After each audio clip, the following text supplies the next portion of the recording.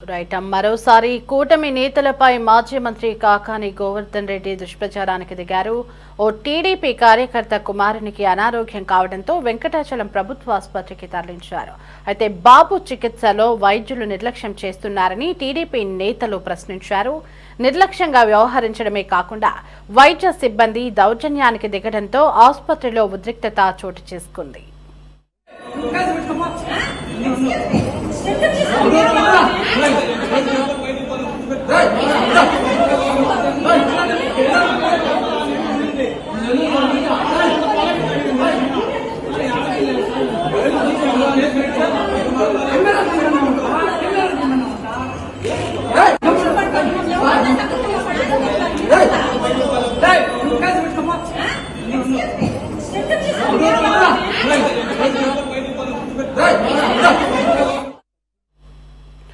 దీన్ని అనువుగా తీసుకున్న కాకాని గొడవను అసత్య ప్రచారానికి వినియోగించుకున్నారు. ఈ నేపథ్యంలో కాకాని దుష్ప్రచారాన్ని బాబు తండ్రి టీడీపీ కార్యకర్త ఖండించారు.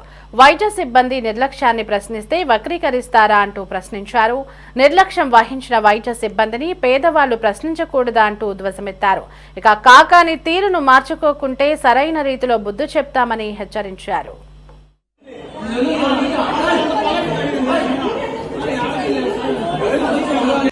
మొన్న శనివారం రోజు సోమవారం రోజు జరిగిన హాస్పిటల్ దాంతో మన ఈ కాకాని గోవర్ధన్ రెడ్డి గారు ఆయన ఏదేదో మాట్లాడతా ఏమి చేసినట్టుగా మేమేదో పోయి ఆడేదో దౌర్జన్యం చేసి ఆయన ఏదో కొట్టినట్టు ఏదో తిట్టినట్టు గందరగోళం చేసినట్టు నీకు ఏమన్నా తెలుసా?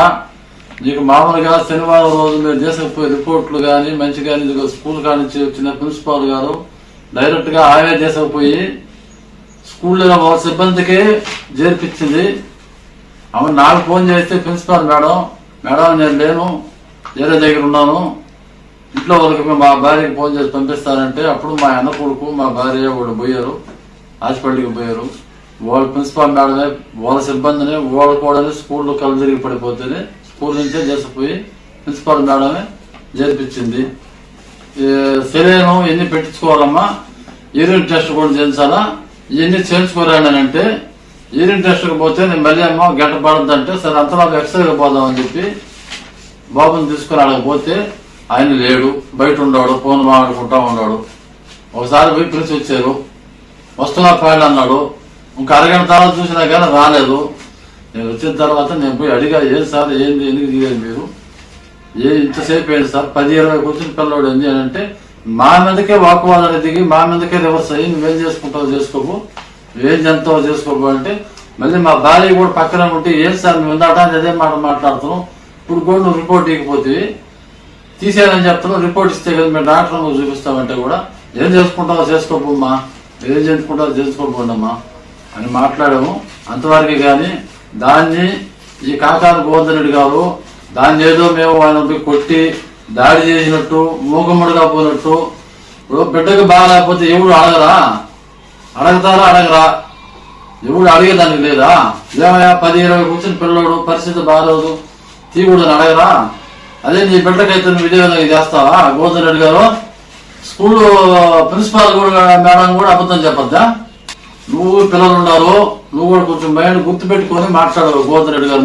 మీరైతే మాత్రం ఇప్పుడైనా బాగా కావాల్సి ఉంటాయి, మాకు ఎక్స్రే రాసి ఉందా లేదా అనేది మాత్రం గుర్తుపెట్టుకోవడం. ఊరికే ఊరు వాళ్ళ బిడ్డల మీద నీకు బిడ్డలు ఉన్నారు, ఈ విధంగా మాత్రం నిందులు మాత్రం వేయబాకు, దీన్ని రాజకీయం చేయబాకు. బిడ్డకు బాగాలేదేంది, మా బిడ్డకు బాగాలేక మేము పోయి మేము తంటాలు పడి 10-20కి స్కూల్ సిబ్బంది తీసుకొచ్చి ఆడోదులు పెడితే నువ్వు ఏమి తీయలేదు ఏమి లేకుండా దౌర్జన్యంతో ఎక్స్రే తీయమన్నారంటే పోగులు మాకు తెలుసా? మాకు ఎక్స్రే రాసి ఉందా లేదా అనేది మాత్రం గుర్తుపెట్టుకోవడం. ఊరికే ఊరు వాళ్ళ బిడ్డల మీద నీకు బిడ్డలు ఉన్నారు, ఈ విధంగా మాత్రం నిందులు మాత్రం వేయబాకు, దీన్ని రాజకీయం చేయబాకు. బిడ్డకు బాగాలేదేంది, మా బిడ్డకు బాగాలేక మేము పోయి మేము తంటాలు పడి 10-20కి స్కూల్ సిబ్బంది తీసుకొచ్చి ఆడోదులు పెడితే నువ్వు ఏమి తీయలేదు ఏమి లేకుండా దౌర్జన్యంతో ఎక్స్రే తీయమన్నారంటే పోగులు మాకు తెలుసా? ఎక్స్రే తీయమంటావా? రైట్, ఇక ఇదే అంశానికి సంబంధించి మరింత సమాచారం మా ప్రతినిధి బాలరాజు ఫోన్ ఇన్లో అందించడానికి మనకు అందుబాటులో ఉన్నారు. బాలరాజు, మాజీ మంత్రి కాకాని గోవర్ధన్ రెడ్డి మరోసారి కూటమి నేతలపై దుష్ప్రచారానికి దిగినట్లుగా తెలుస్తోంది. అసలు ఏం జరిగింది బాలరాజు?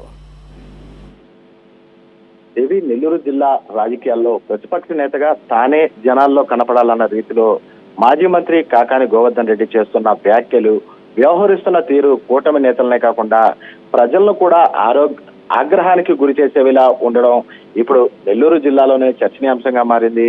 కాకాని గోవర్ధన్ రెడ్డికి అధికారం పోయినా అబద్ధపు ప్రచారాలు మాత్రం పోవడం లేదు అనడానికి తాజాగా వెంకటాచలం ప్రభుత్వ ఆసుపత్రిలో జరిగిన ఘటనే నిదర్శనం అని చెప్పవచ్చు. ఇక గత రోజున వెంకటాచలం ప్రాథమిక ఆరోగ్య కేంద్రంలో జరిగిన గొడవ గురించి చూసినట్లయితే గత సోమవారం నాడున ఓ వెంకటాచలంకు చెందినటువంటి టీడీపీ కార్యకర్త శ్రీనివాసులు కుమారుడు చండిపోయిన శ్రీరక్షిత్ పాఠశాలలో అనారోగ్యంతో అస్వస్థతకు గురికాగా హుటాహుటిన స్పందించి పాఠశాల సిబ్బంది, హెడ్ మాస్టర్లు స్థానిక వెంకటాచలం ప్రాథమిక ఆరోగ్య కేంద్రానికి తరలించి ప్రథమ చికిత్స అందజేసి అనంతరం విద్యార్థి తండ్రి టీడీపీ కార్యకర్త అయినటువంటి శ్రీనివాసులకు సమాచారం అందించగా సమాచారం అందుకున్నటువంటి బాధిత విద్యార్థి తండ్రి శ్రీనివాసులు బంధువులతో కలిసి వెంకటాచలం ప్రభుత్వ ఆసుపత్రికి చేరుకున్నారు. అయితే అక్కడి వైద్యురాలు విద్యార్థి శ్రీరక్షిత్ కు పరీక్షలు చేయాల్సిన అవసరం ఉందని పేర్కొంటూ యూరిన్, ఎక్స్రే పరీక్షలు రాయగా పరీక్షలు చేయించుకునేందుకు వెళ్లిన క్రమంలో యూరిన్ టెస్ట్ చేసే ల్యాబ్ టెక్నీషియన్ కొద్దిపాటి నిర్లక్ష్యం వహించినప్పటికీ